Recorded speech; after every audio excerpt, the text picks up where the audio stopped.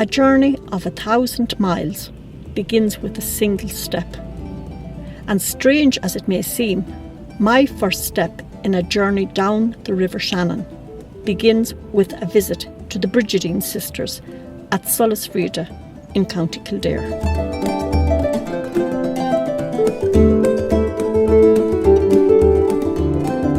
Rita, tell me a little bit about Solasfrida and the Flame of St. Brigid. Solasfrida, Anna, is a Christian spirituality centre with a focus on St. Brigid of Kildare. And tradition holds that a sacred fire burned in Kildare, going way back over 1,500 years into pre-Christian times. St. Brigid built a double monastery here in Kildare towards the end of the 5th century.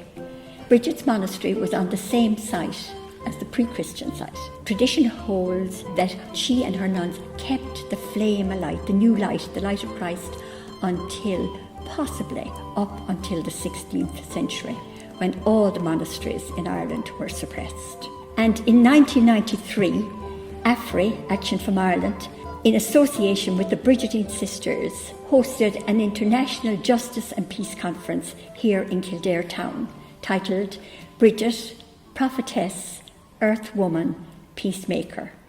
And in preparing for that conference, we decided to relight once again the flame of Brigid in Kildare town. So there was great excitement, and a bowl of fire blazed in Kildare Market Square for the duration of that conference. And as we drew to the conclusion of the conference, we just said, this cannot be extinguished. We need to keep alight the Brigid flame.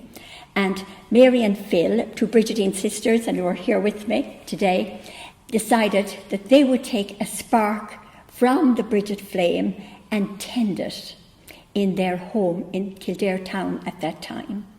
So Anna, the little candle flame that burns in Solasfrida Centre today burns as a beacon of hope, justice and peace for our world. That's a wonderful story. And of course, at that time, the centre wasn't built. That came afterwards. That came much later. But the flame, by relighting it, I think, it caught the imagination of people all over the world, because we had people arriving at our door asking us to see the flame of Brigid. So it ignited a flame around the world, really, this lighting of the Brigid flame. And it certainly caught my imagination when I came here a couple of years ago, and I took the flame of St. Brigid home with me. And the beautiful thing about the St. Brigid flame is that you can light a candle, the blessing passes on to the new candle, and then from that on to the next candle, and so on and so forth. So it's just a wonderful concept of being able to pass the message of St. Brigid, peace and justice around the world. It certainly is. Candles from this flame have found a home all over the world, and people of all faiths and none are welcome here. And it's amazing what has happened since our opening of this new centre and before it. I was just thinking, as the flame was being carried in and has been done over the years, in the 27 years since we began, the flame has been tended by the Brigidines here in Kildare, and it's fantastic that that flame has been kept alive. And I think it's a very important symbol that we need, really, in what is kind of a bleak international landscape at the minute. There doesn't seem all that many reasons for hope. One of the great reasons is the many people here and many all over the world who are keeping the flame lit, who are continuing to walk the road, who are never giving up on the fight for justice, for peace, and for the care of the planet.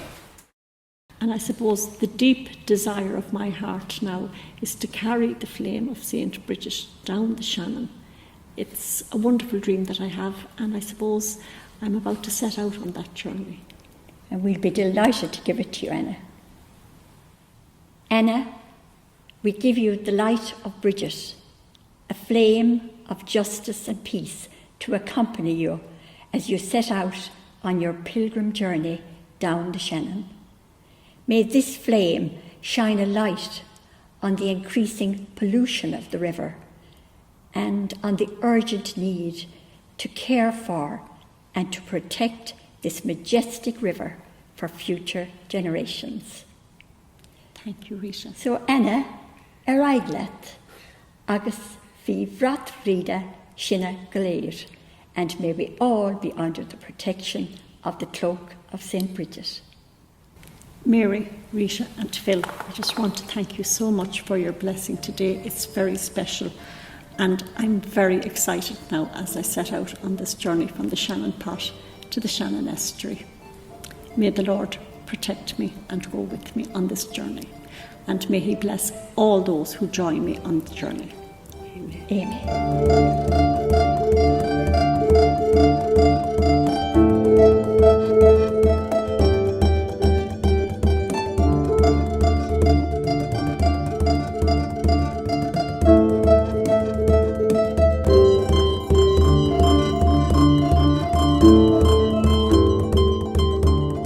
The Shannon, first mapped in the 2nd century AD by the Roman geographer Ptolemy, is named after Shona, a Celtic goddess, and it's the longest river in Ireland, flowing through or between no fewer than 11 counties, draining a fifth of the country's land. The Shannon Pot is a small pool on the slopes of the Quilca Mountains in County Cavan, and it's said to be the starting point for the river. From here, it winds its way in a southwesterly direction through the village of Dowra, before reaching the head of Loch Allen, the first of the 3 Great Lakes on the river. And it's here I begin my journey down the river to the estuary, carrying the pure drop of water taken from its source and the flame of St. Brigid. I'm hoping to meet with people at the different stages of my journey to discuss with them the importance of protecting the river for future generations.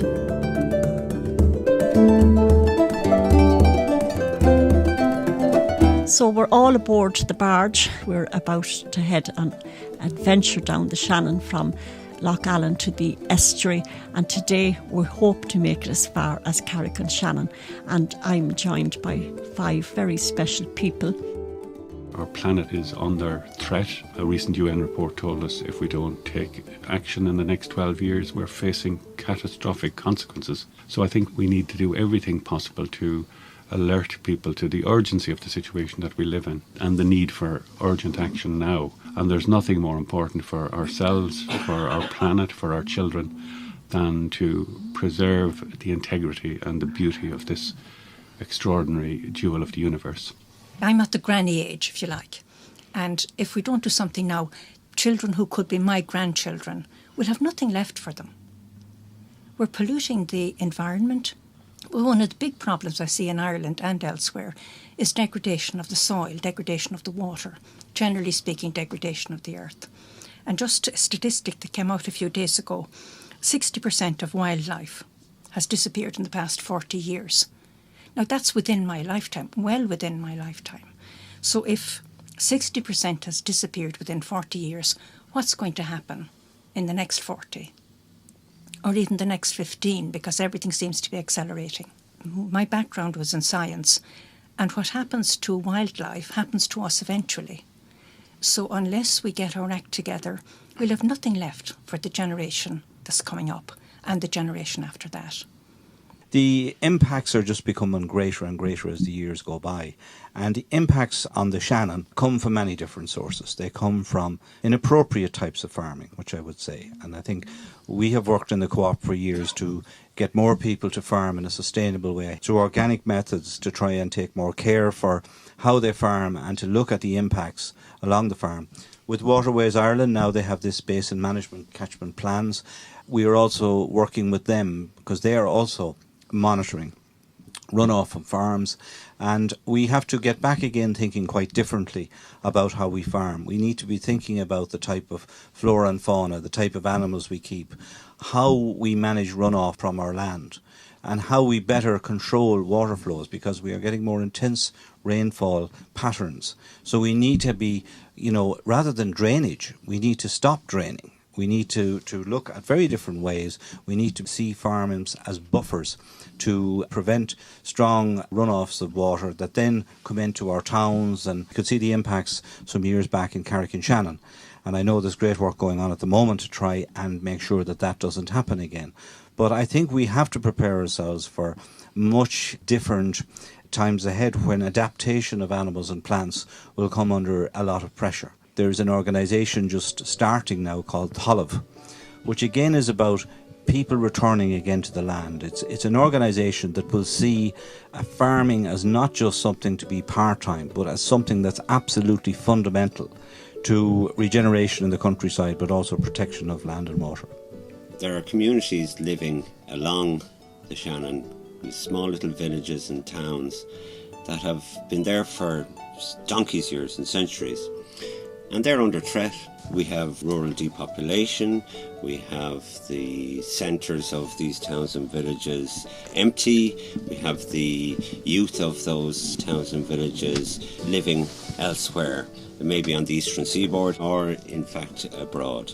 And what we are trying to do in Waterways Ireland in a very sustainable and holistic manner is support those towns and villages and communities that live along our waterways through the development of activities on those waterways, through the development of infrastructure that allows access to the waterways, in how we can support the communities in doing it for themselves, utilising the natural assets, which is the waterways, but also the built assets that are there and have been there because of the waterways.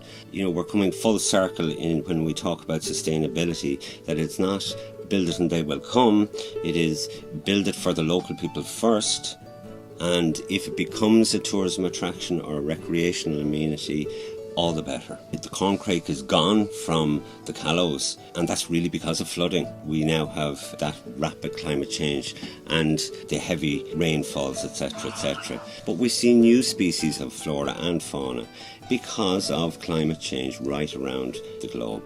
So it's a balance we have to find, but yes, we have serious issues ahead of us with regard to the management and maintenance of this unique and beautiful landscape. Education and awareness is a huge part of protecting and nurturing for future generations our environment. And through creative projects, whether it's art or music or writing. And I suppose the reason people come to Ireland is because of the beauty of our island. One of the things we do is bring writers into the schools, bring environmentalists, bring children on walks, you know, just open up their eyes to the beauty of our landscape. I think one of the big threats currently is harvesting of timber and activities associated with monoculture Sitka spruce. What happens in Lough Allen won't stay there, it will permeate right down through the Shannon itself. And as farmers, we are concerned, what we have been asking for is a moratorium and a study to look at the effects of this type of monoculture planting on the environment. And certainly we are proposing many other alternative forestry types, including agroforestry, which could be practiced, which would involve farmers, not just multinational funds that are looking at short rotation forestry as a way of making a quick buck. But we want farmers to be involved in the future farming of land, whether it's for timber, fibre, whatever it is. The other thing that we're certainly encouraging amongst our members is looking at ecotourism and looking at farms as multifunctional. So a farmer there could have people coming and staying on the farm, taking people with various different needs. They've been drug misusers or they have some other incapacity, that they can be rehabilitated through farming and farming systems rather than the more historical way of putting people into institutions. The vast majority of people want to preserve our Shannon that we're on today. They want to preserve our planet, but it's been destroyed by a very few. And I think what we need to be is more proactive. We need to demand action of our government. It's not enough for them to be passive observers of an unfolding tragedy. They must get more proactive. Farming has gotten a bad name, really, because of the sins of a few. In large, these are not farmers at all. It's a type of industry that's called farming, intensive forms of farming, which are extremely destructive and really have to stop. We just cannot continue. We cannot sustain this into the future. We can learn a lot from the way that our parents lived. They lived a lot more sustainably. Farming was a lot more organic. We didn't live in a throwaway society.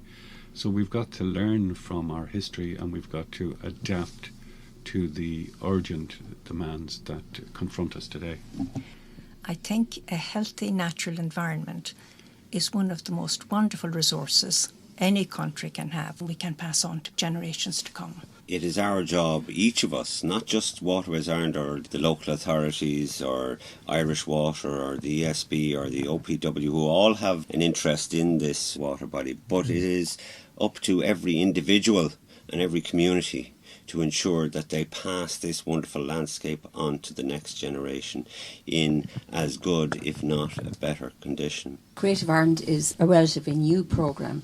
It's the government recognising how important our cultural well-being is and how inspired people are by the environment that they live in, and how important it is to protect that, but also to make some of our cultural assets more accessible to people. The area we're coming through today, Drumshanbo, beautiful town, they have some wonderful festivals. The Joe Mooney Summer School, and many of the visitors that will come to Drumshanbo during the festival will be on the boats, enjoying the town, enjoying the beautiful walkways, enjoying nature.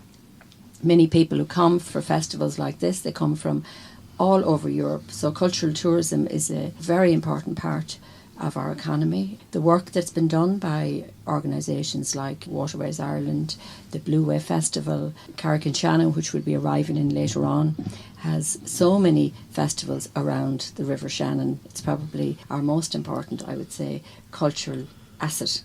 Indeed, Lanesborough had the first environmental summer school in Ireland, and as part of that was a summer school for teachers. Let us bless the humility of water, always willing to take the shape of whatever otherness holds it. The buoyancy of water, stronger than the deadening downward drag of gravity. The innocence of water, flowing forth without thought of what awaits it. The refreshment of water, dissolving the crystals of thirst. Water, voice of grief, cry of love in the flowing tear. Water, vehicle and idiom of all the inner voyaging that keeps us alive. Blessed be water, our first mother. Absolutely beautiful, and a lovely thought for the start of our journey. A quick stop off in Drumshanbo and Leitrim village before berthing for the night in Carrick and Shannon. And what better way to spend the evening than to head into Cryans to meet up with Sean Ward, an old acquaintance who regularly leads a trad session there.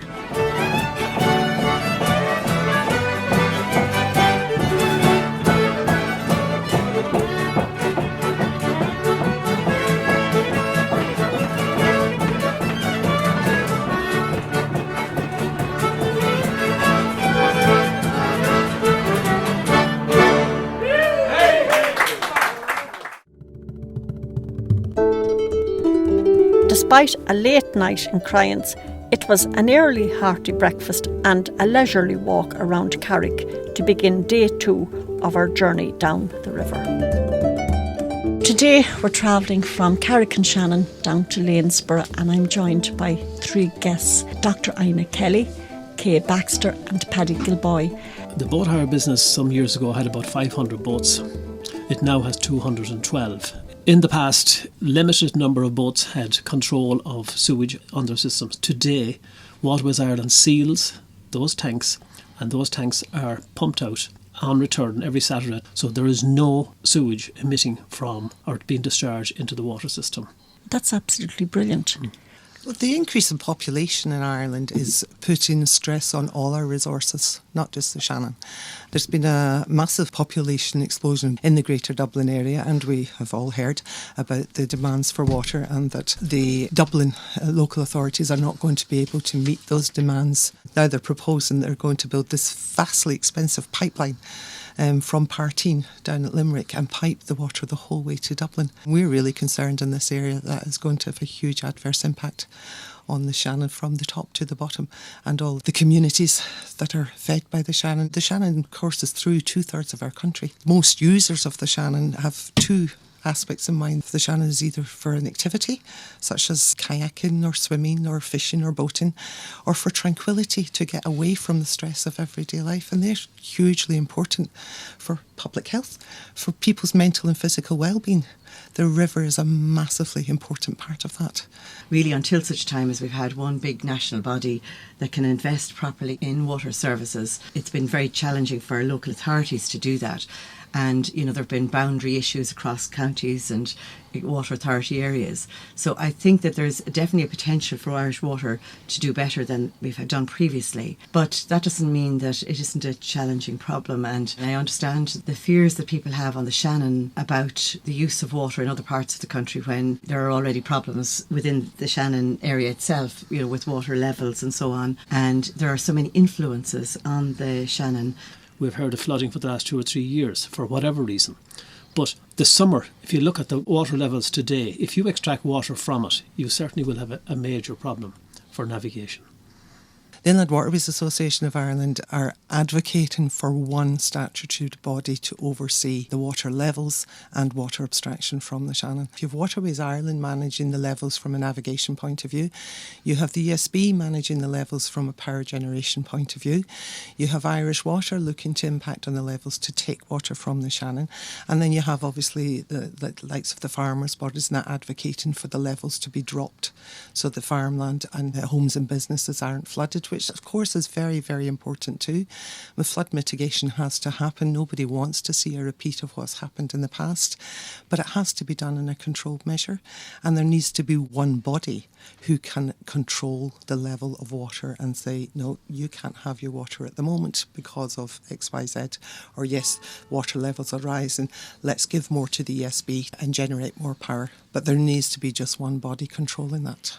Another issue we have on the Shannon is the current. There's less than 18 metres of a fall from Lough Allen to Ardnacrusha. I mean, that is very, very small current of water. So any residual or any bacteria or any solids, they're not being brought away. They're being held there. And we know what happens to water, that it's stale. Funguses and bacteria grow in those areas. It's not able to flush itself out in the summer. It will do that, obviously, in the winter or sometimes in flood. It's a very, very flat river and vulnerable for that reason. Drinking water, which is such an essential part of our lives, we do need to make sure that we think about the needs of everybody.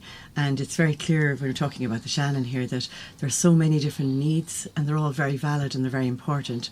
And it's important that they're all taken into account on decision making, because when we leave out some important criteria when we're making decisions, these impacts come back later on in some other way. And it's important that everybody's involved, that they're heard in the decision making process, because all of these activities that people are doing and the essential and recreational and so on, they're all very much part of our essential lives. And when people are suffering as a result of inadequate decision making or poor decision making, those effects are very serious for the health of the public. Now it's all about activity tourism, bringing the economy to the local communities, and they're very, very dependent on it.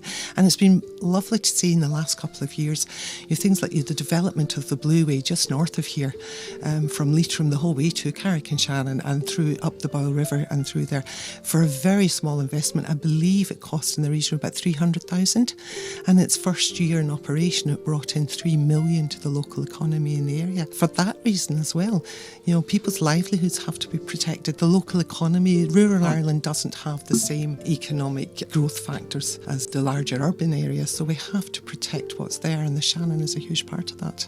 And I think that's where you get the pressure coming from. It's not just from the waterways enthusiasts, it's from the business communities that have invested heavily on activities relating to the Shannon. We're all interdependent, and it's important that that interdependence is completely acknowledged and recognised in decision making, and the value and the quality of the work people are doing and the livelihoods people have are valued, because if we don't value those things, what is the point of it? For sustainable communities, we have to value what people are doing, The small little villages and towns along the Shannon and the Shannon Urban Waterway, there'll be no tourism coming in except for the waterway at the end of their garden or under their bridge. That has the spin-off of employment in cleaning boats and servicing boats and instructing boats. That is a huge amount of financial contribution. It certainly would be very quiet without it. I think we're very lucky in that we have some excellent support from local councillors. Deputy Eamon O'Keefe is a huge supporter of the waterways and protecting the navigations. We have many local councillors as well who are lobbying hard to protect, because again it's affecting their local areas and the local economies, so they are putting pressure on government. But it's something that is an ongoing battle, and I think it will be for a number of years to come.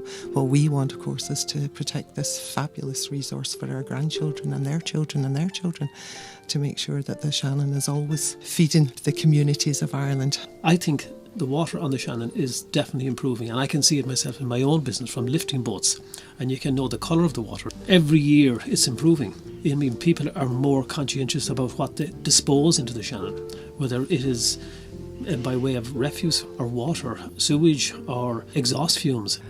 If we can get one body to control the water levels in the Shannon, I think that's really, really important. And all the different activities, the stand-up paddleboarding, the kayaking, the rowing clubs, the sailing clubs, they're all hugely important for people's health. It has to be protected, as well as being an economic boost to the area. They're hugely important for mental and physical health of the population. We're not disconnected from the north and south. It is a long river, there's no doubt about that.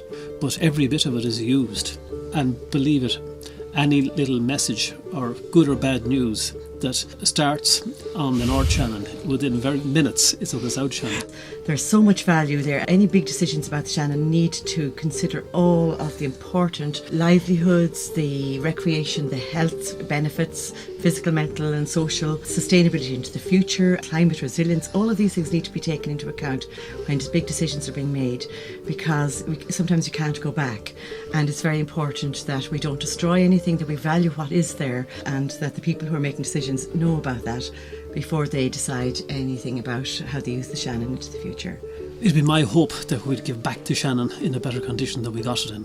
I've gone to many boat shows in Europe when I was in the boat charter business. Foreigners would say, is there many boats on the Shannon? And that time I would have said every boat had 1,000 acres of water. And in fact, I'd say that has gone up since, because boat numbers have gone down. There is plenty of room on the Shannon to absorb more activity. I have developed a floating house, and I think that there is room for something like that. It's been done in England, it's been done in Holland, in Vancouver, in Australia, in many places. It certainly is another area that will be developed, I think, and I put the first one in Ireland on the Shannon myself.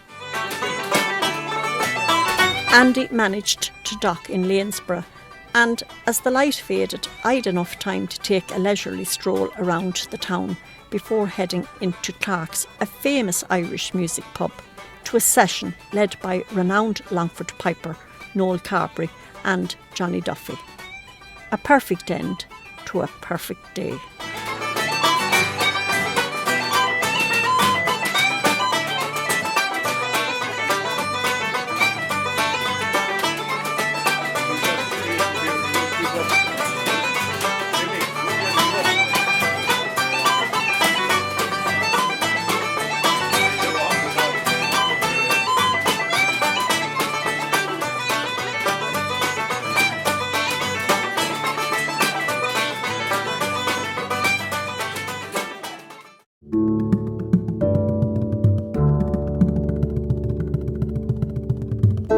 It's day 3 of my journey down the Shannon. This morning I set out from Lanesborough, where the river separates County Longford from County Roscommon. My journey today will be all along Lough Ree, with its many places of historical interest, and hopefully by evening time we'll reach Athlone.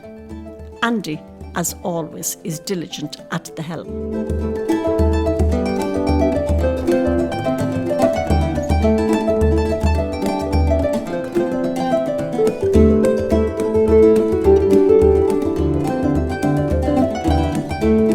Thanks very much for joining me this morning from Lanesborough onto Lough Ree and onto Athlone, and it's just wonderful having you. We took it upon ourselves to start a big major clean-up. When you see the level of rubbish that we took out of such a small area in relation to Shannon, and that's echoed right up the whole Shannon estuary. We send a message to people: if you have your litter, keep it in your pocket or put it in the bin, because those paper bags, those tato bags, those capsule bottles, it interferes not just with the Shannon itself, but the fish life.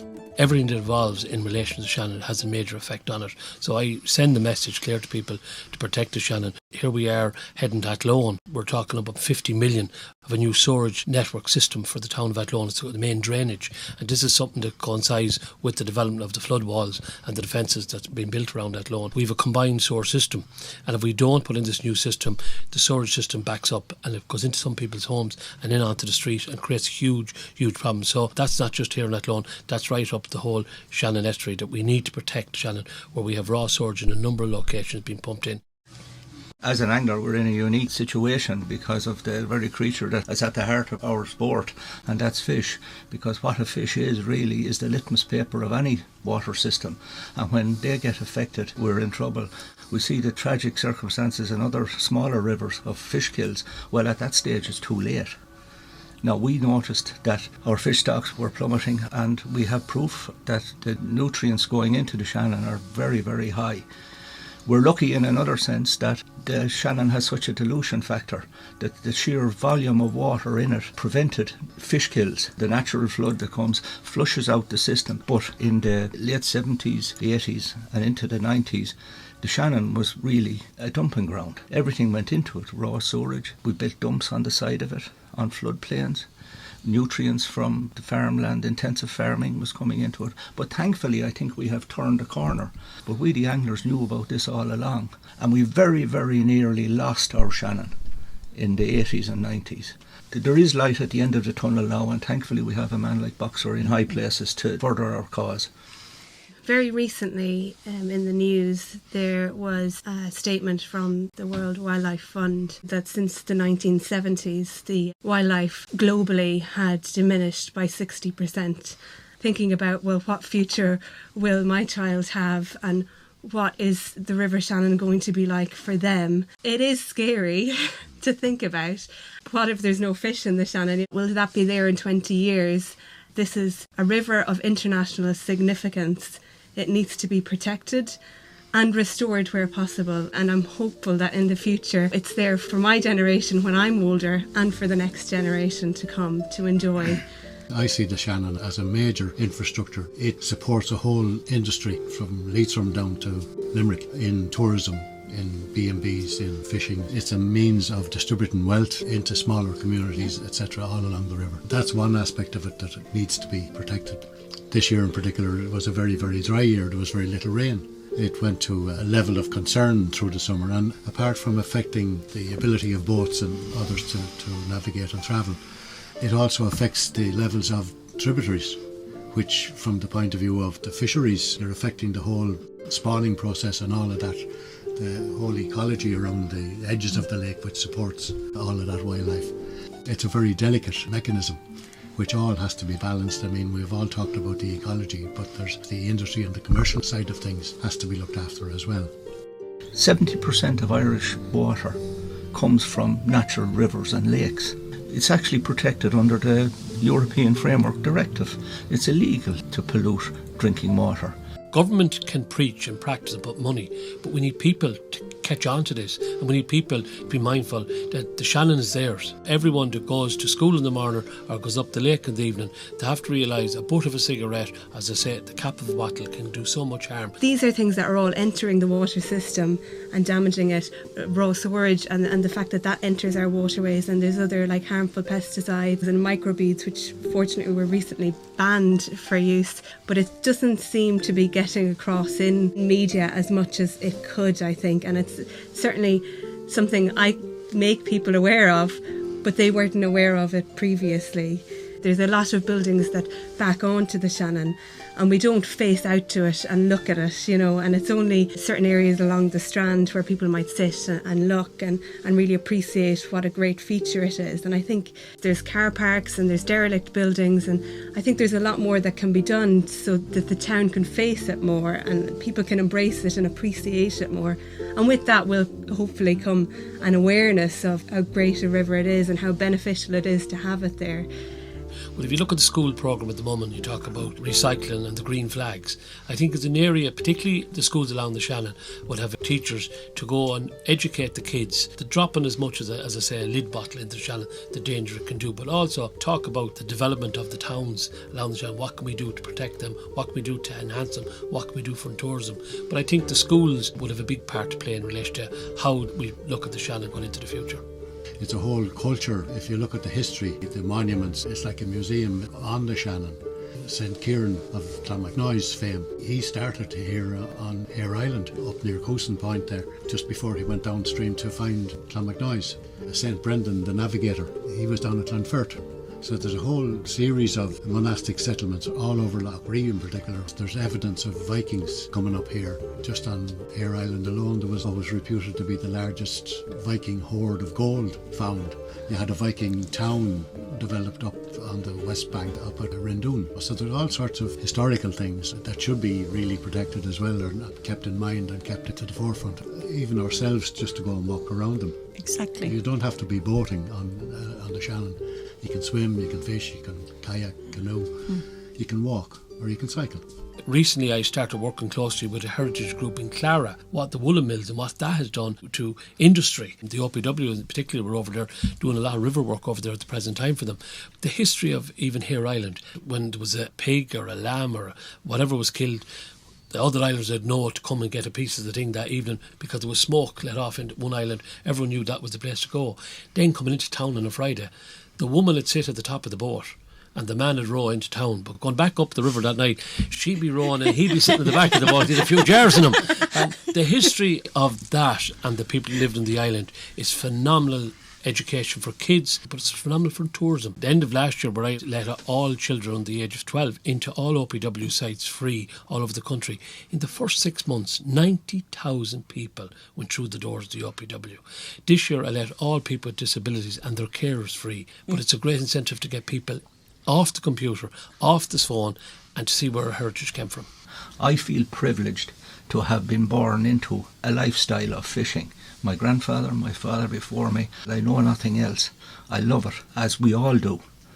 We all have our own interests in our different organisations, but we all have one common denominator, and that is the love of the Shannon. And we will relentlessly protect it. Most of the fish now caught in the Shannon are released. It's all catch and release. Every fishing competition is where you catch fish, they're weighed and let back into the Shannon. We have progressed in our lifetimes so fast. We have literally gone from smoke signals to spy satellites in one lifetime, as far as technology is concerned. And that is good. But when we're progressing, at the rate we're progressing, the natural system, the natural environment cannot keep up with us. 30% of the brood fish that go to spawn run from Loughree to the Camblin system, which is north of Loughree. When the fish come as far as Tarmanbarry, there is no proper fish pass for them. A very small percentage of them actually run the Camblin system. While we're progressing with the floods, while we're progressing with the infrastructure, we've got to cater for the wildlife. With industrial peat harvesting, that has had a devastating impact on the Shannon. And I think that's something that now that we're moving away from fossil fuels, and we have to, it's become an emergency and become an urgency to do that. I think we have to look at restoring our boglands and our wetlands. And that's a softer solution that can help the general wildlife. And I think I'm happier now, I guess, than maybe a few years ago, that there's more of a focus in government on the Shannon as an ecosystem. There's more of a focus on the benefits it can bring to local communities in terms of tourism. And certainly I went out to Rendoon last year for the first time. I had never heard about it, and I read about it in an Aer Lingus magazine, and it was only down the road, and it's just beautiful to walk around there. So I think keeping these places, making people and local people more aware of them, and it's great work that you're doing with the schools. I think that should continue, and government should really help support that, so people my age and people younger and my kids can really get involved and appreciate it. I'm optimistic that if we continue our efforts and focus them, that the future for the Shannon can be better than it has been. Well, that's a lovely note on which to end.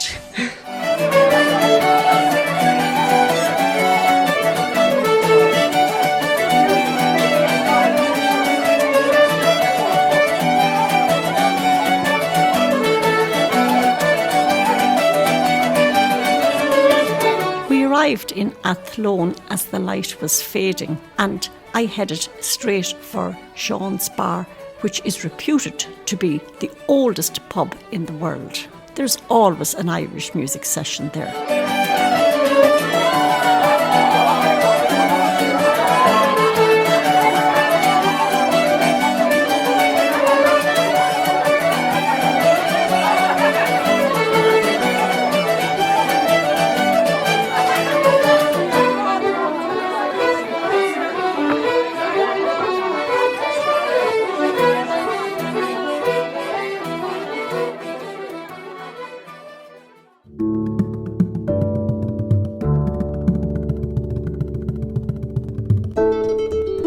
It's day 4 of my journey down the river, carrying the flame of St. Brigid and the pure drop of water taken from the Shannon Pot. Athlone Castle was built in the 13th century beside a bridge which separates Leinster from Connacht, and throughout history has been a very strategic point on the river.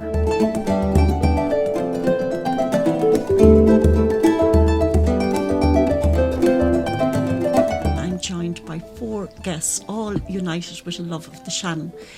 Going back to the early days when Clonmacnoise was set up, it was deliberately chosen because it was the crossroads between the Shannon and the Estuary. That spot had been chosen in pre-Christian times. And of course the Shannon was the highway to Clonmacnoise when it developed and became a monastic city with possibly a population of 4,000 people. But of course not all the visitors came to learn Christianity. We have the Viking invasions and Shin Scalella. The future of tourism is going to be about this thing they call experiential tourism, which is about experiencing a location and so on. The old idea of package tours and so on, that's dying. I think that the Shannon fits solidly into that, because it's not enough anymore to just have people come and look at physical locations and things like that. They want to experience the stories, the myths, the inside experience of that. And the Shannon is rich in terms of its heritage. You know, the power of myth and story is very important, and I think we're losing those. And when we lose those, you know, in a sense, we're losing our sense of society. So I think there are lots of reasons for us to reinvigorate that side of things and to bring it to the attention of the international audience, because that's what they're hungering for now. And I think that Ireland can tap into it through the Shannon. The Shannon itself was a sacred place in prehistory. The name itself comes from the name of a water goddess, which was Shannon. Ancient people here, they made their offerings to their gods in the river, travelled along the river, they had their settlement along the river, and indeed the civilization of Ireland grew up along its waterways and of course along the coast, because Ireland being an island, the way that people came to the country was first of all by the sea, coming up from the Mediterranean and along the Atlantic coast, and then ultimately from the coastal areas of Ireland into the heartland, remembering now that the country was covered with forests and there was no effective way of getting about except through the rivers. So it was along the rivers that civilization really started in Ireland. And then you had the trading, later on you had the monks and the scholars and so on, all centred around the river. And then of course it goes right through the core of Ireland. So in a sense the River Shannon in particular, is really the heart of Ireland. If its story is fully told, it will resonate with a lot of people. So I think there's a very interesting aspect where you can bring the past into the present and on to the future. So it can be a unifying force in that way. And also a unifying force between East and West. And I would say even between country and town. Because as our kind of urbanized society develops, people are going to need more and more natural environment around the Shannon, need the storylines around the Shannon, and need that kind of break from the urban environment to basically to sustain themselves. We're water beings, we're affected by the moon, we're affected by the tides, the baptism, water. And so it's like initiation, you know, all of that. So I think it's so interlinked, you know, physically, the need for pure water and all of that. Mentally, just the fresh air, that because when our air goes and when our water goes, we're gone, aren't we really, as beings of the planet? So, God, you know, where do you start even with around the physical, mental, the emotional element of water, the sacred earth, the sacred mother, the sacred rivers, the rivers signifying the rapids that we run into in life, the meandering of the journey, even when times are going good and the river is meandering around, or the little trickle, or how she weaves her way in and out of crevices. And we have to do that in life. We have to sort ourselves out and get out of difficult spots, if you like. And then, you know, the journey to the sea, into the depths of ocean and into the dark night of the soul, as they say, in search of meaning. It's so interconnected and it's so a part of us, yeah. It's getting that detachment from the hustle and bustle of life, you know, and being able to go somewhere quiet. I mean, just even in relation to my own children, like the amount of amenities that are in Athlone. We have Hudson-based sports. I will bring the camper van out to Lochray. It's so peaceful, it's so quiet. They can do fishing, they can do kayaking. They have a wonderful time. We have poetry in the park here in Athlone, where we would all gather down at the Shannon. And people who have a love of poetry and the spoken word would just gather down by the river and take the time out just to exchange their passion. Where would we be without being able to bring the children down for a picnic down by the river? So it's that connection people have with nature, isn't it? There are a lot of musicians here in town who would use the River Run cruiser, and they would play their music on the boat. People can come and enjoy sailing along the boat, listening to the music, have a bite to eat maybe at the Sean's Bar area in Athlone, to be able to sit out and have a cup of coffee and just look at the river. I think a lot of people use the river without actually realising, and they take it for granted. Do you know, I suppose it's only when something is not there. Unfortunately, we've turned our back on the river historically. It is the natural focal point for all of the communities living along it. And I think what we need to do is to refocus on the river and really put a completely new emphasis on it. Carrick and Shannon has rejuvenated itself by turning its face away from the river towards the river. And by doing that, it has rejuvenated the entire town. It did that in the past, historically, you know, pre-Christian times and so on. That's where the civilization in Ireland really got going, along the rivers. And so we just need to take a leaf from that very old book and do it again instead of turning our back on the river. So turn towards the river, face the river. There is an increase during the summertime of people hiring out cruisers and using it. I remember one day counting about 17 cruisers tied up there, which is remarkable. The cross of the scriptures at Clonmacnoise, that was carved about the year 900. There are 3 saints depicted on it. Only one of them is Irish, and that is St. Kieran. The other 2 are Egyptian. The movement of the Desert Fathers just before the collapse of the Roman Empire, when Constantine made Christianity legal, in other words, when the persecution stopped. But just before that time, people went off to the deserts of Egypt to practice their Christianity, their religion, and that form made its way through France, through to Ireland, this monastic type of Christianity. On Ptolemy's map of Ireland, which he made about 150 AD, it even comes inland and shows Ishnock. He just didn't sort of sail around the coast. And that's where the High Kings lived before they went to Tara. So the Egyptians knew their way around Ireland. There's a lot of effort going into trying to turn people around about nature and about the natural environment. And I think it's working. But once that battle is won, then the job of materialising the plan and realising it and so on is more than half done.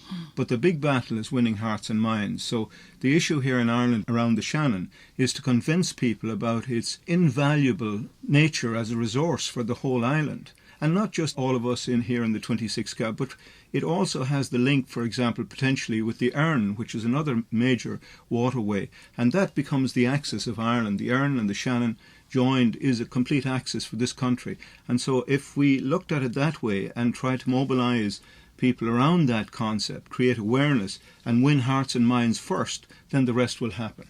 The social aspect of utilising the river is extremely important to bring communities together. It's an absolutely brilliant way of people coming together. The mental health issue is very important. People do need to have places where they can detach. While some people mightn't be interested in the historical aspect of it, they don't realise they're actually using that, you know, and they're taking it for granted. But come a sunny day, that's where we go. I do think it's been utilised, but in terms of whether people are aware of the importance of looking after it, I'm not sure about that. The way you add value to the physical beauty of the place is by the storylines. The power of myth and stories is very important, and we have that in spades here in Ireland with the Shannon and our tradition and so on of that. So we just build that into virtual recreations of these sites. That'll be very interesting for people. And then perhaps the budgets and plans and so on to further develop it will come on the back of that. But that's a relatively inexpensive and straightforward way to start the ball rolling and increase awareness. In the whole psychotherapy field, it really is about when we lose connection with ourselves, then we're in trouble in some way, we're struggling. And the work is bringing people back into connection with self. It's about taking those pauses to what do I see around me, what do I hear, what do I smell, what do I taste? And sure, it's all nature-based. It's the soothing, it's the holding, it's the carrying of the water, I'm sure. I'm going back to the indigenous people again and the responsibility that are on the elders. So I suppose sometimes I look and I say, what have we done? And look at what was given to us and what have we done to pass on to the next generation or the next 7 generations they talk about. That concerns me around what are we going to do and where do we go from here? We have a kind of crisis of identity, really. Many of the things that underpinned our society here in Ireland have started to erode in the recent past. Generally, worldwide, there is a trend, particularly in the Western world, towards individualism. And individualism undermines the notion of society. I don't think that individualism is sustainable going forward. For us to kind of recreate our sense of community and society, we have to find new myths going forward. Some of the old myths have been abandoned, but that doesn't mean we abandon the whole idea of holding society together. We need to reimagine our society in terms of new myths. So I think, for example, the Shannon, that is already a natural connector. You need to build a myth around things like that. Its stories, its traditions, its myths. If you lose those, you've lost your society. When a traveller came to a monastery, he was given hospitality, and hospitality meant the courtesy was you didn't ask him any questions of where he came from or what he was doing out in the middle of the night or what have you. But he was expected to entertain, to tell a story or a poem or a myth or a song. That has been kept up certainly to my father's generation with the rambling houses, but it's still in us, that need to bring the glories and the treasures of the past that benefit us in the future. Well, I think that's a lovely note on which to end our conversation today.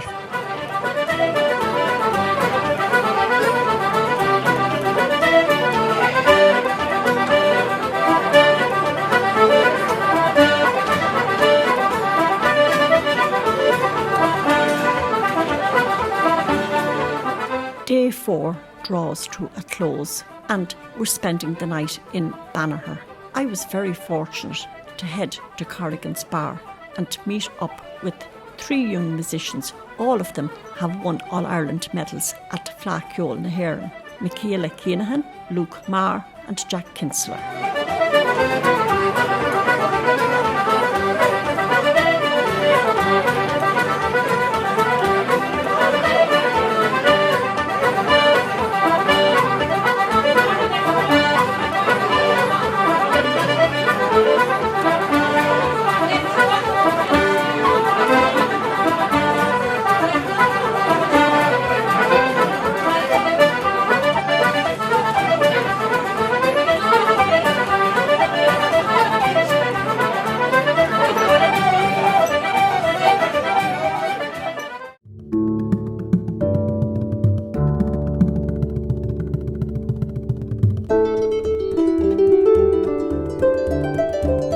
Day 5 of my trip along the Shannon begins in Banagher, where the Shannon separates County Offaly from County Galway.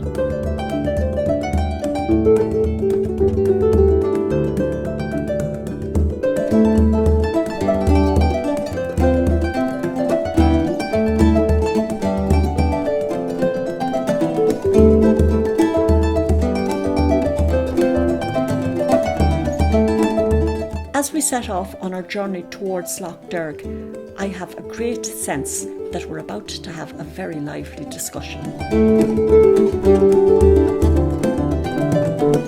Well, my interest started off because I got a letter saying there was a pipeline proposed to take water through my farm to Dublin. So selfishly I said, oh, that doesn't sound right to me, like something's wrong. People said to me that it can't be stopped, it's inevitable that this pipe is going to go through. But the more and more we look into it, the more and more ridiculous it's getting. When you actually look at the water levels on Lough Derg, on Lough Ree and on Lough Allen, and the knock-on effect that the drought had the whole length of the Shannon. If this pipeline takes 4 cubic metres a second out of the Shannon at Party and Weir, you will have a knock-on effect in a drought like last summer, which is going to be completely exaggerated. Irish Water talk about taking 2% of the annual flow of the Shannon. That's irrelevant when you have a flood, but that's going to be a disaster if you have a drought like you had last summer. Now, if there's a drought and with global warming, who knows what kind of summers we'll have in years to come, it's just not feasible. Plus the fact there are alternatives, there are aquifers, there's underground water, and relying on one source like the Shannon doesn't make sense, either economically, but mainly for our point of view, it's environmental. Okay. We just worry about the long-term effects of abstracting water, particularly in drought. And the drought time is when Dublin would be needing it most. I still believe that it is not the best way of meeting Dublin's real needs for water, because I think there are very many other ways which would be better and cheaper for Dublin. The best way to promote waterways appreciation and use is to get a lot of different people involved, whether it's younger people like we're talking about today, whether it's different communities, whether it's walkers, cyclists, canoeists or boaters. We're talking about several generations. All those different people appreciating the waterways, and then from whatever's going to happen in terms of development, infrastructure or otherwise, there will be a body of interest there to be engaged with, and they in turn can help promote what needs to be done to preserve good use for waterways. Dublin uses 300 million litres of water a day. It has available to them 600 million litres of water a day. On the worst day of the drought last summer, they were short 5 million litres of water. The proposal is to take 330 million litres out of the Shannon. There is absolutely no need for Dublin to have accessible to it 940 million litres of water a day. There is no city of 10 million people with that sort of water available to them.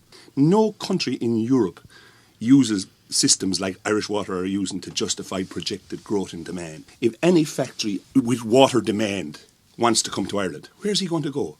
Where the 940 million litres are available. Dublin. It's not necessary, it's just giving Dublin the future that the rest of Ireland deserves. Why am I, as a taxpayer, paying to take a pipe to Dublin to give Dublin all the future? Because this water is not necessary up there, but if they create the demand up there, Dublin is going to become a mega city because they're going to have the supply of water capable of doing it. So that's a very interesting point, that the availability of water is going to determine economic growth of a particular area. So Shannon has the water, so really, in an ideal world, economic development should actually be coming towards the Shannon, not the other way around as is happening. The greatest amount of water ever used in Dublin was 315 million litres in one day. Okay. They will have available to them 940 after this pipe is built.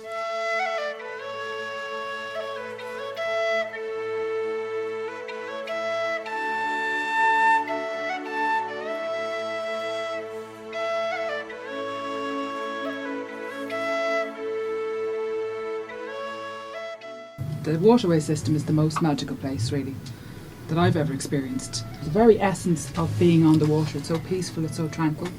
There's people who've developed the ideas of trails. Donald Boland, for instance, is trying to develop a tranquility trail. Bernie Moran, who runs Native Guide in Moat, she is doing some work on monastic sites that were on higher parts of Ireland in the Midlands, and is trying to chart all the routes that might have taken place between different monasteries. Just the sense of enjoying life and being able to appreciate life, really, I think, from a lot of different points of view. For me, at the centre of it needs to be the spiritual needs of the people who live and work and play around the banks of the Shannon. We need to develop a future for them where they can live in their own places, where they can have good, prosperous lives in their own places. So we do need development along the Shannon of one sort or another, but it needs to be very carefully crafted development so that it doesn't damage the natural heritage, the built heritage, the cultural heritage which we all value so very much. The Shannon Waterways Corridor, to designate the waterway plus also the land around the waterway as a protected landscape. And within that, the state land, and there's a lot of state land that is owned, to designate that as a Shannon National Park The Shannon Basin actually has a population similar to the size of the population of Dublin. And that's what people forget. So politically, it should be as powerful an area as Dublin. But people seem to get involved in a politics that doesn't work in rural Ireland. At best, since the famine, the population is falling or stagnant at best in the Shannon catchment area. Right? So, yes, we do need to improve tourism, we do need to improve agriculture, we do need to improve the amount of employment that is being produced by tourism and agriculture. Tourism is all very well, employs a certain number of people. If we are really going to develop the rural part of Ireland, we do need industry. Industry that will require water. But why do I wake up and read the paper and listen to the radio and hear about a new tube out to the airport, a new runway, a new this, a new that in Dublin, an incinerator inside in the middle of the city, a hospital inside in the middle of the city? And where I live is dying. If you go to other towns along the area up through Athlone, 20 miles left and right of the Shannon, they're all struggling. And we're electing representatives in every election who play the system. They get a net for the back of the goals in the hurling field, they get a walkway around the soccer field, and we're all supposed to be happy. At the moment, the system is not working for rural Ireland.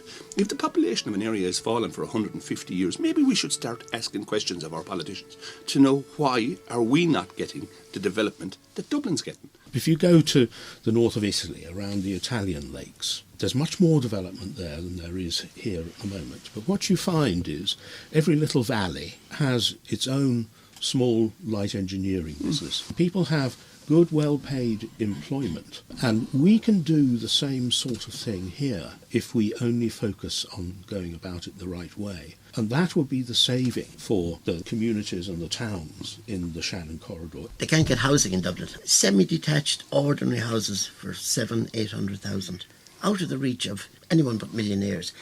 And yet we have towns with empty housing. Why not move people out of Dublin? Why does everything have to be in Dublin? When you have a government that bring in a spatial strategy that said there is nobody going to get assistance unless he's in a town of 10,000 people plus, that means towns like Neenah, Thurles, Burr, Roscrea, Loughrea, Ballinasloe are never going to get a penny of investment again. I dispute that. But the spatial strategy states it. Tipperary is actually not even mentioned in it. To concentrate its resources in places where it can build sustainable development, which does happen to be based on a certain base of population. And that's the way things have developed internationally. You look at other communities that have dispersed and just died because they've been too distributed. Yeah, but if you actually look at the Shannon Basin, 1/3 of the population of the country live in the Shannon's direct catchment area. So you're saying that there's only one town in that area which is Athlone now. Maybe I'm wrong, but that's the only town that's entitled to any development. No, of course. But that is what the spatial strategy is saying. It's not. It's highlighting that as the centre of population. There's a plan. Well, this This has been a very robust conversation, and I suppose really what I have heard is that the Shannon is a vital lifeline in the country, that the communities along it are in decline in some ways, while there is uncontrolled growth in Dublin to a certain extent, and we need to redress the balance. There's a lot of conflict over how we use the Shannon, and I suppose at the end of the day we're all going to have to work together on it. May I finish perhaps with a little poem? My heart certainly echoes W.B. Yeats in his great poem, The Lake Isle of Innisfree. I will arise and go now, for always night and day I hear lake water lapping with low sounds by the shore. While I stand on the roadway or on the pavement's grey, I hear it in the deep heart's core.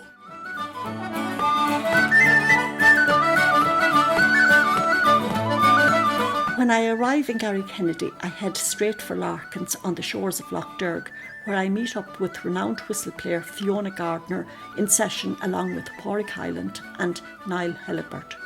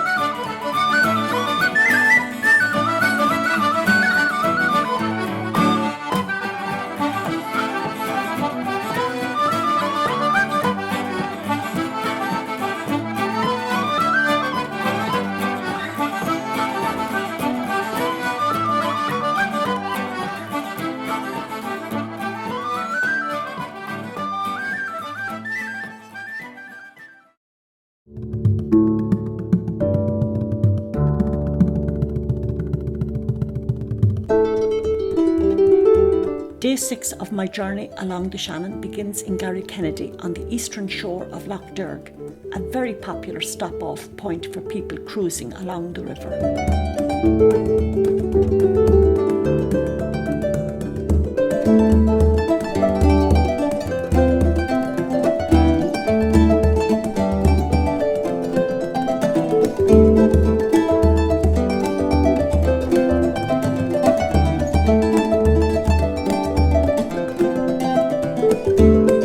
My guests and I are really looking forward to arriving in Limerick City by evening time.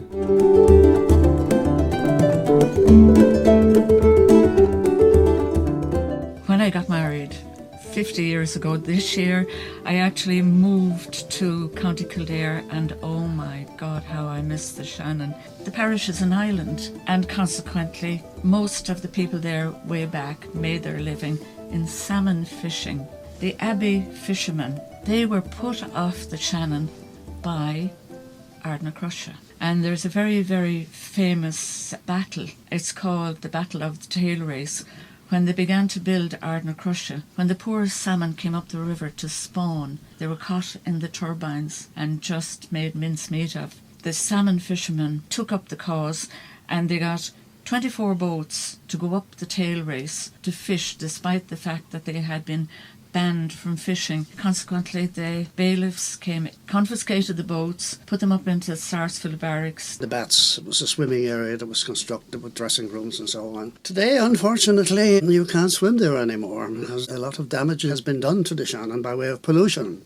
There a number of organisations and individuals have done huge work in preserving the heritage, like the Heritage Boat Association, who have documented the histories of pretty much all the working boats that are or were on the Shannon. I think a lot of the history is there. What we're probably losing is the oral history. The old boatmen are dying out. I knew one of the last of the Abbey fishermen, Cyril Mulcahy. As far as I know, he was one of the last to have actually fished in that area. The people who operated the spoon dredgers are gone. So we've lost that, and we don't know how that work was done. So I think that's a pity, but you know, we haven't lost it all. There's still a lot of good stuff being done. There's more history there that we can't even imagine. You know, you keep on digging and finding new stories and more stories. I think it's important that we make an effort to connect children and bring them out, show them the waterways, bring them to the river's edge and go for walks, talk and explore the different senses with them. If you're watching water on the telly, they don't get to touch it and put their hand in and have that experience. So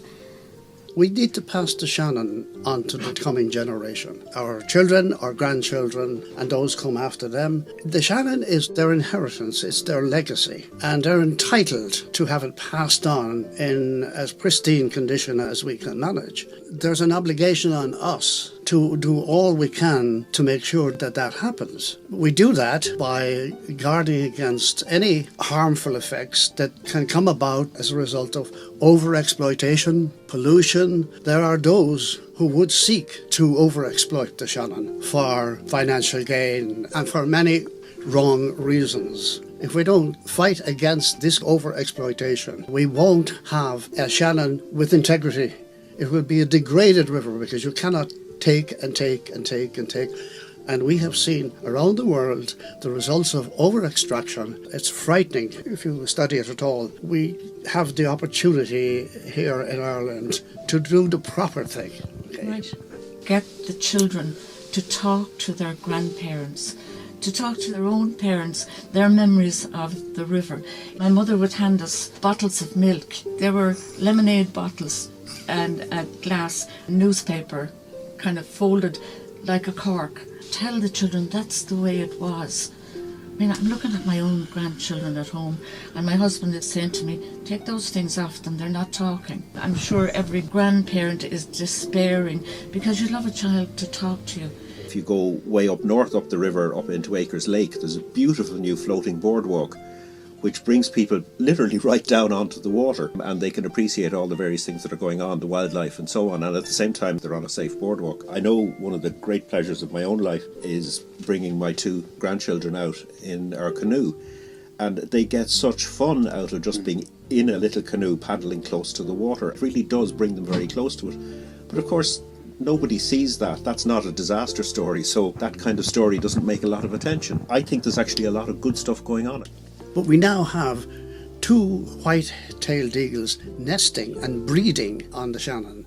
Shannon has lots of islands in it with lots of trees, suitable habitat for these majestic birds. And it's a joy to see the eagle, massive wingspan, swooping down and just like that taking up a fish in its claws and back to the nest, and you know that they're either feeding themselves or feeding young, but they have successfully bred for the past 3 or 4 years. So it's a great thing to see. But we have to protect it. I suppose the Shannon, it continues to inspire writers and poets. It always has done, and some of the beautiful pieces that come out from people just by sitting there looking at the river, looking at the sunset and the sunrise and seeing the magical colours that you can't really see in other parts along the coastline, and that's what makes it kind of magical and unique, just to sit there and listen to the sound of the birds and the sound of the lapping water. That's constant through time. That'll still be there for our grandchildren and their children, and that will remain the same, I think. A 9 o'clock twilight, and rooks roost on ruddocks trees.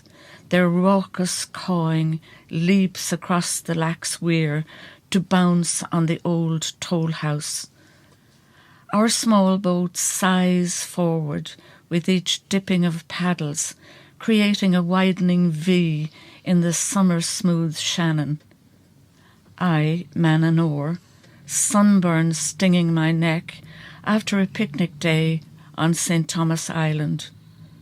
Dad begins to sing, "There's a tree in the meadow," points to me for the next line, "A tree passing by," my brother for the next, "And where'er I go, you'll always know I love you till I die." The old grey heron stands still in the shallows under the metal bridge. We ruffle his feathers, and he shifts from one leg to the other until we glide by, turning into the Abbey River on an easy ebb tide home.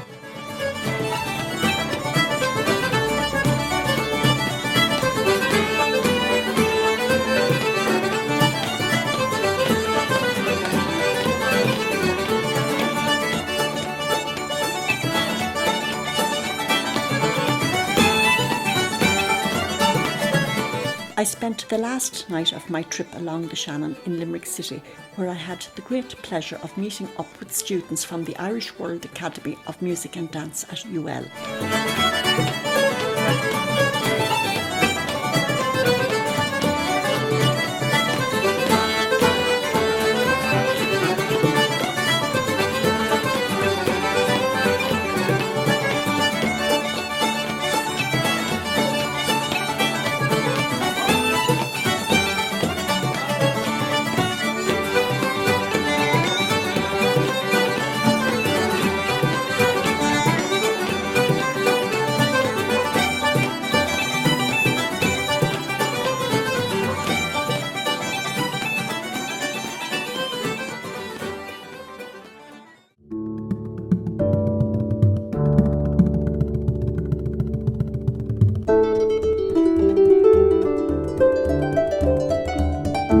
It's my 7th and final day travelling down the river, and today I hope to travel from Limerick City down the Estuary. The river has had a pivotal role in the growth of the city, and the clue to this is in the street names: Arthur Quay, Honan's Quay and George's Quay. My first port of call this morning is to City Hall on Merchants Quay to speak with Anna Goggins, a senior engineer with Limerick County Council, who has responsibility for a number of areas, including water quality.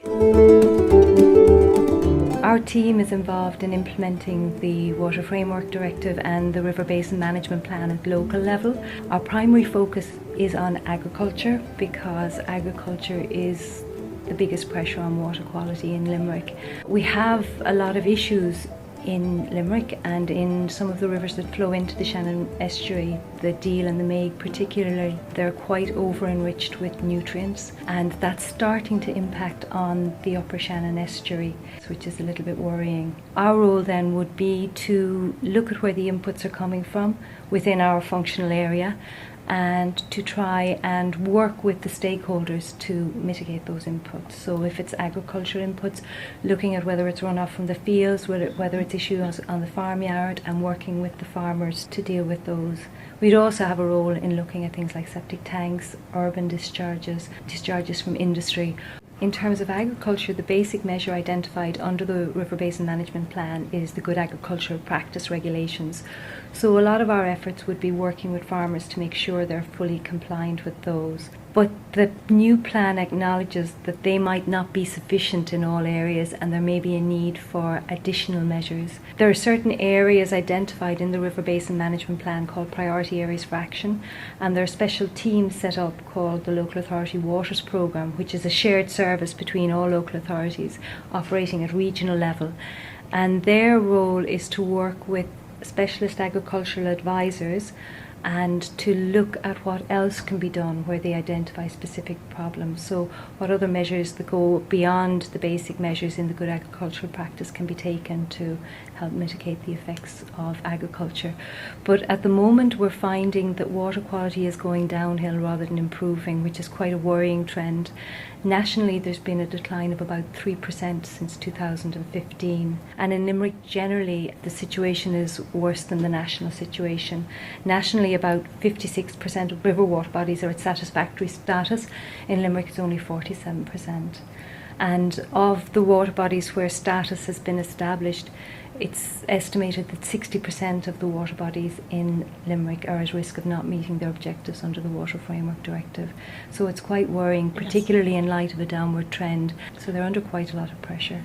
In actual fact, the impact of wastewater treatment plants in Limerick is relatively limited. So now the national situation is that there's only 2 water bodies that are at bad status. On the national stage, 53% of water bodies that are at risk. The primary pressure is agriculture. And I think the figure for urban wastewater treatment plants is about 20%. Now, another problem area that we haven't looked at is, of course, industry. And I suppose one of the biggest industries in County Limerick is the Athlone alumina plant along the estuary. There's a 450-acre site there of waste residue, and 150 acres of that is not lined. So there is a possibility that some of that might leach into groundwater. And the council have recently granted planning permission for blasting to take place in that area. We grant permission for the planning aspects of it, but all of the environmental impacts of a big industry like Ohanish, they're controlled by the EPA. While we look at the planning aspects, we can't impose environmental conditions. So under their industrial emissions licence, they would aim to control all of the activities on the site to ensure they don't cause pollution. Would you think that there might be a danger that various bodies and authorities are not linked up with each other, that there's a kind of a disconnect there between local authorities and the EPA?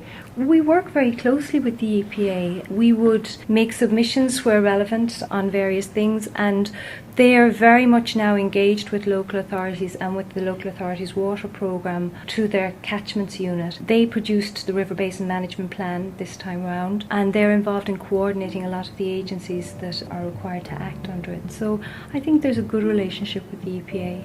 The water quality on the whole in the Shannon is relatively good. It's a beautiful river and a real asset, so it would be nice to see it more widely used for amenity. Well, Anne, thank you so much for talking to me today. I've stepped out of City Hall and gone next door to St Mary's Cathedral, the oldest building in Limerick City, where the Canon Patrick Comerford is the author of many books and is a member of the General Synod of the Church of Ireland. Father Sean McDonough is a Columban missionary priest who has written several books on the environment and was part of the team who advised Pope Francis for his encyclical on the environment, Laudato Si. I wrote a book called Dying for Water, and I think water is the most extraordinary reality, and future wars will be fought over water. The reality is the war in Syria is actually part of the destruction that has come from what has happened to water in the world today. And we don't often see that as part of our religious and also our moral reality. In the various churches, we invite people to become part of our church by the reality of baptism. But does anyone ever test the waters of baptism? Are they polluted? Are they dangerous? So we don't make that connect. I believe every church should every year have a Sunday where they send off from all the churches, they send off their water. Is this water pure? Is it the kind that can give the new life? The reality is it's a moral issue. 4 days without water and we're dead. The condition of fresh water in Ireland has deteriorated gradually over the last 40 years for a lot of reasons. Industry, the agriculture we have produced. Now we have a huge obligation to change all that because there's no reason why people should be drinking polluted water. If I was teaching, for example, now something on the church, you know where I'd bring people? Down to an oak tree. Here's a species that promotes the growth of about 300 other species. That's what church is about.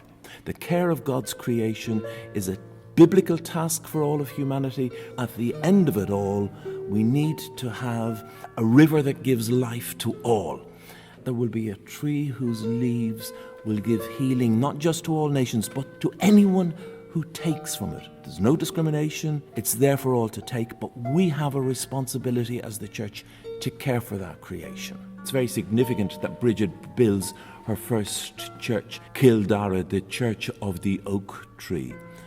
This cathedral here, St Mary's Cathedral in Limerick, stands on an island on the banks of the River Shannon. In the last 30 years, infant populations has fallen by 40%. That's globally. That's an extraordinary figure. 30% of our food comes from actually pollinators. Seabirds here coming from the winter are down by something like 40%. This is what's telling us what's happening to our environment. We should take that seriously. We have 98 species of bees in this country. And you know what? 1/3 of them are facing extinction. I mean, that's extraordinary. I'd be asking people who have lawns around the church to leave places for dandelions at this time of the year. If we cut all the dandelions, we're doing enormous damage to the bees because the bees become extinct when they have no food and no place to live. So that we be more sensitive to this and that we allow God's creatures to speak to us. And I would love to see if all of the Christian churches took it more seriously as a basis of their faith in the moment we're living in. We're living in a particular moment. We're not living in the 19th century or the 14th century. We're living when we realise what we're doing to the natural world. All I would want to say is we begin to respond to that and do something about it. Christ constantly talks about himself as giving the water of life. His ministry begins with baptism in the water when the waters part like a new creation. His first sign in St. John's Gospel is with water at the wedding at Cana. His first proclamation of himself is a one-to-one with a Samaritan woman at the well when he talks about the water of life. He calms the waters of the troubled seas so that he is the Lord of creation. When he dies, water flows from his side. If we need to understand who we truly are as humans, we need to understand our place within God's creation. And then we become the people that God has made us to be. And I think that's a really wonderful note on which to end. Thank you. I've stepped out into the sunlight and walked a short distance along the river to the Loch Bar. I'm fortunate that 2 musicians from the Academy of Irish Music in the University of Limerick, who regularly play here, are entertaining the clientele as they have lunch. Conor Broderick from Galway is on keyboard and Brendan McCarthy from Cork is on box.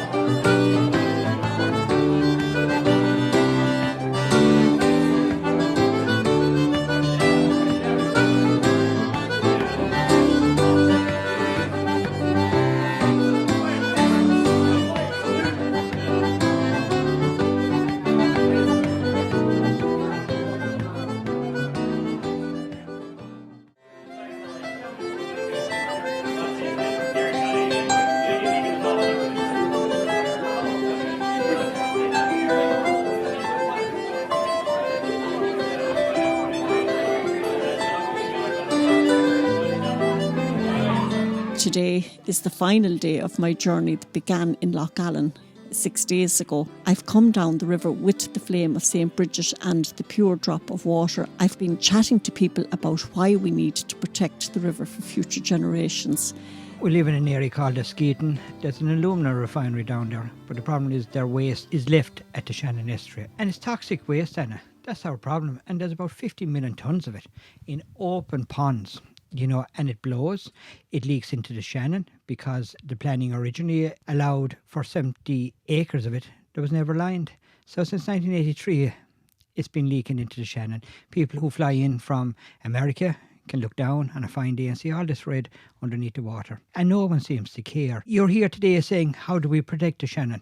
Well, I can say we've lost our chance in protecting the Shannon because the damage has been done from this toxic waste being left there. County Council don't seem to care, the EPA don't seem to care, no one seems to care. It's money for this industry. They produce alumina, they export it abroad, and they leave us the waste. And it'll cost billions to clean up. But the problem is the walls could collapse. There's even a planning permission already granted for blasting just meters from it. So if they breach the embankments, the toxic waste is into the Shannon, and that's the end of it. So we feel we are losing the fight in saving the Shannon. There was never much opposition because it was all about jobs. Everything is done in the name of jobs because our environment is being ruined. And I think it's thanks to social media, it's thanks to yourself, Anna. They may be thinking of taking this red mud into Irish cement and burning it there. There will be another Eskeaton, there will be another environmental problem if this happens because this company is not going to clean up. The Irish government isn't going to make a clean up. It's a Russian company. So tough luck, lads. You have it there and forget about your environment. It's all over for our area. One of the biggest environmental threats in Europe is happening in our area right now, and that's Shannon LNG, a terminal for imported American fracked gas. It would be built in Tarbert on the Kerry side. Ireland has banned fracking, but the plan at the moment is to bring in enormous amounts of this American fracked gas, which has the most ferocious emissions of any of the fossil fuels, actually. It used to be seen as a clean transition fuel, but it isn't anymore. It leaks methane at every opportunity, and this stuff is 86 times more destructive than carbon dioxide over a 20-year period. So on a global scale, it's very damaging. The plan would be to bring in 104 supertanker trips a year into the Shannon Estuary as far as Tarbert on the Kerry side. Now, half of this gas would be for Irish use. The rest would travel on through the network into the UK and onto Europe. Now, in the UK, it's mostly used to make plastics. So we've had ridiculous situations where we've had local politicians, MEP Sean Kelly, doing an anti-plastics rally. But actually, these people are supporting this industry on an enormous scale. They would take estuary water, 100 million gallons of it every single day. It would be cooled in the process of warming up the gas. So what you have is water that goes back out at maybe 11 degrees lower than it was. So the fact of having this cold water is devastating to the estuary food chain. It just about finishes it. Shannon LNG would be built exactly in an EU area of special protection for marine wildlife. The site itself has this ledge, this drop-off, which is perfect for the dolphins and perfect for the world's biggest supertankers. If this terminal is built, it's going to change what's left of the Shannon forever. It'll be the food chain, it'll be tourism, it'll be 104 supertanker trips passing Loop Head and coming into the estuary every year. It's hugely strategically, geopolitically important. We have hundreds, thousands of supporters actually across the city, and we are exposing the complete inefficacy, the uselessness actually of the government bodies that are supposed to protect us. And on that list we have the Environmental Protection Agency, who over the last 18 months have basically been holding the hand of Irish Cement through the process which will grant them a licence to turn their cement kiln into a for-profit incinerator, burning industrial and municipal waste. Irish Cement is seeking a licence for 90,000 tonnes of waste a year. What Limerick is going to have to face going forward, if this licence is granted, is essentially a profoundly toxic atmosphere that is going to blow emissions from this cement works across the city, that is going to see the air turned into essentially a great cancerous stream which will affect the health of the people of that city and of the Shannon Estuary in a way that will destroy lives and families and land and water, and we will become not what we're told a great new dimension of the wild Atlantic way, but rather a huge toxic ecosystem. The current minister with the portfolio looking after the environment, Richard Bruton, began his career before he went into politics as chief economist for Cement Roadstone Holdings. So what you can see with that appointment is that The very senior figures in the current government are themselves invested in CRH actually starting to get their way with this billion-dollar project. We have nothing to hide. We know we have right on our side. We have nothing to do except expose the truth and the rotten heart of the politics that is allowing this to go ahead. We have essentially said that we will stop at virtually nothing to prevent this from happening. The River Shannon is the jewel in the crown in Ireland. It tips off of 16 counties from Dingle to Fermanagh. And what happens to the River Shannon will have an impact on the future generations in our country. The system and the Shannon have been failed by politicians, bureaucrats and multinationals. They seem to buy their way into dirty industry, and the essence of their results is pollution of the River Shannon. We have 2 areas of Limerick where we actually do not have habitable fish. An area in Goggins and there's an area in Castlemungle. The big problem for us is the fauna and the marine life. And with the dirty industries, and they're going on now 6 decades in our region, and there's no one standing up for the river, there's no one standing up for the people until of late. And we now see the opportunity for 4 or 5 different groups in the Limerick Clare region to come together and stand as a unit to take on the politicians and the planners. We have lost our rights. The governments, successive governments, have taken away the planning authority, which was an executive role for local councillors. That law was under 143A of the Local Government Act. The minister removed that act and he gave executive powers to the CEOs of all the councils in relation to planning decisions. Furthermore, the EPA, when it was set up in 1993, it was set up with immunity for their actions and their decisions. That immunity wasn't specifically set up to protect the officers of EPA. It was set up to protect the ministers, the TDs, and the local councillors, who were in the full face of bad planning decisions. By giving immunity to the EPA, they also gave themselves immunity. And here is the big problem for planning decisions on environment, on the River Shannon, and we must take a stand and eradicate this. The powers are vested in the CEO of the local authority. Right. We have 16 local authorities involved in around the ambit of the River Shannon. But throughout the country, all the CEOs have executive powers only in planning decisions. All the CEOs of lately, they're all government appointees. They're all dictated to. All these managers and CEOs, they all meet once, twice a month, and they all make decisions, but they don't actually go with the decisions unless it's approved at ministerial level, especially the big ones. We have Anne-Marie's problem with the LPG, Angus's problem with Irish Cement, Pat's problem with Goggins. We have our problem with the River Shannon. But we're all combined and we're all speaking as one unit. And it's people power must get this ready to protect and rescue the River Shannon. The council from day one wants to get you into the EPA system. The EPA are run by government. Let's not fool ourselves, because this is what has been happening. They grant licenses without taking into consideration anything, and that's why they're able to do it on the immunity. If anyone decided didn't have the immunity, then it would come back on that person within the EPA to be held accountable, to be taken to the courts and to be prosecuted.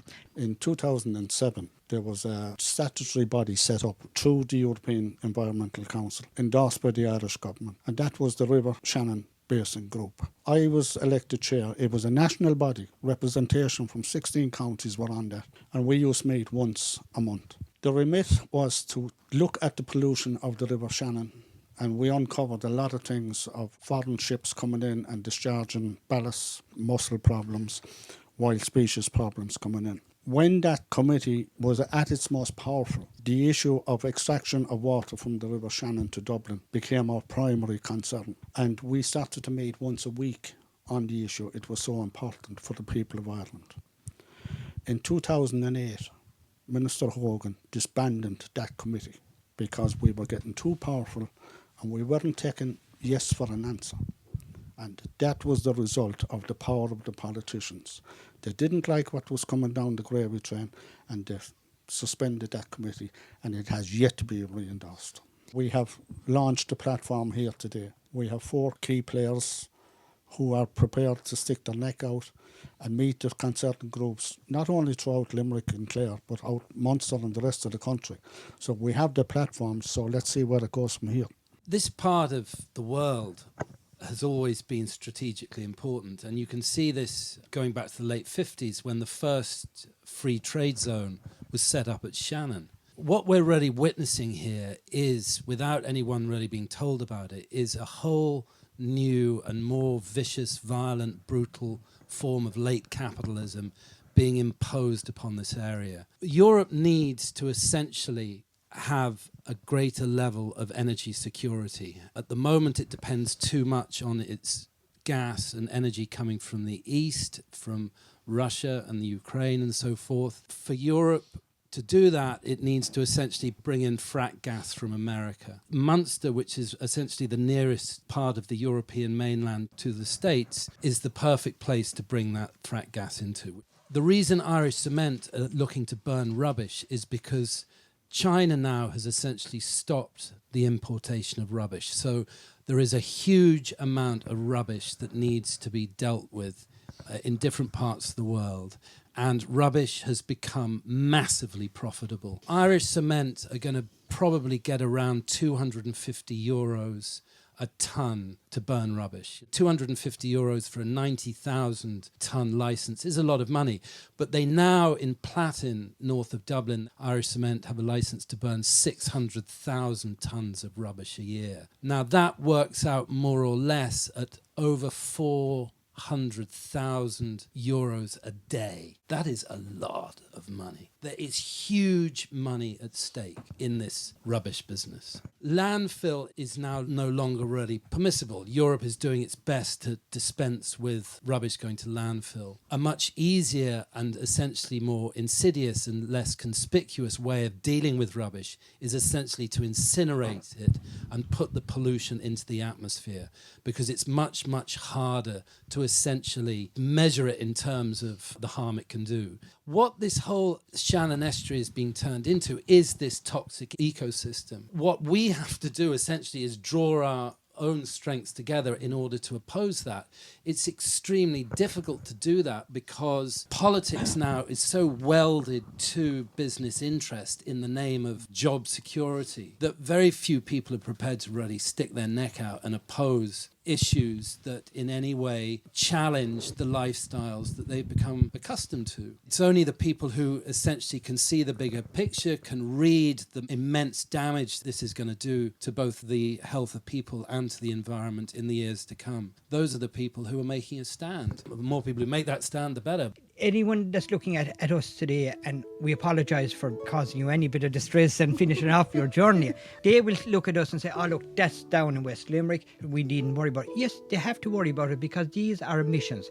The emissions will travel hundreds and hundreds of miles. Once they're airborne, they'll get to everyone sooner or later. This is a system that they are using to destroy Ireland. And they will destroy Ireland. They're well on the way in destroying many parts of Ireland. So what we're saying here today is don't let it happen to you wherever you are. Stand up and fight, and we all need to come together to stop this destroying Ireland. Bring the people of Ireland together, regardless of east, south, west, north. Let's come together. There is hope for the River Shannon, but we've got to do it. It has to come from the people. We've lost the faith in the system, in the bureaucracy, and we've lost the faith in the politicians. We need to stand up and take them on. Yeah, we do need jobs, but the argument we keep making for Shannon LNG is you're looking at 50 long-term jobs in this one plant, which is damaging millions of people around the world, because even though we're fighting it locally, the effects are global. And then when you look at between, Clare and Kerry, we've got 21,000 jobs in tourism, and you have a politician fighting for 50 jobs at Shannon LNG, and they're not interested in those 50 jobs, really. They're interested in that big geopolitical strategic picture that's driven by corporate interests, by industrialisation and by Europe and by the Trump administration. One of the most beautiful parts of this region is that really ancient landscape of early Christianity. In one way, we need to reconnect with those ancient narratives. We really have to understand that our responsibility is not to the violent and brutal production of endless, devastating profit that essentially ruins lives and environments without any form of liability to be accounted for in the present generation. And we must really understand it is those ancient, otherworldly dimensions that should offer us hope in what are very dark times. We have to admit that. On that note, we can look to the flame of St. Brigid that I have carried the whole way down the Shannon, which helps us to reconnect with our ancient Christian roots, so rooted in respect for nature. And that was the hallmark of early Christianity. The really wonderful thing is that people are starting to wake up and people are starting to connect with each other. The real hope for the river lies in the fact that ordinary people are now, for the first time, starting to become really, really active, getting out there to protect the river for future generations. We're here now standing at the estuary with Athlone in the background. It's visually very powerful. One of the things that inspired me on my journey was your environmental activism for the last 20 years, the work that you have done to protect the environment. So I just like to gift you with these two. Thank you very much. Thank you. Thank you. We've been fighting this for 20 years with minimum success, but hopefully with the help of St. Brigid and everything, We'll get another 20 years. And let's hope the next 20 years will be better. We don't do this for our family, we do it for all families. Yes. And for future generations, your family, my family, everyone's family. It's the environment. We all breathe the air, and all we're looking for is clean air to breathe and clean water. And thank you, Anna, for this. You're more than welcome. So, my journey along the Shannon, from the Shannon Pot to the Shannon Estuary, has ended here with Athlone in the background. And it has been a wonderful, magical journey where I have spoken to many people along the way. And my prayer at the journey end is that for the first time ever, Irish people will really waken up to the fact that we need to protect our environment for future generations. May our air, our water and our land be blessed by the flame of St. Brigid.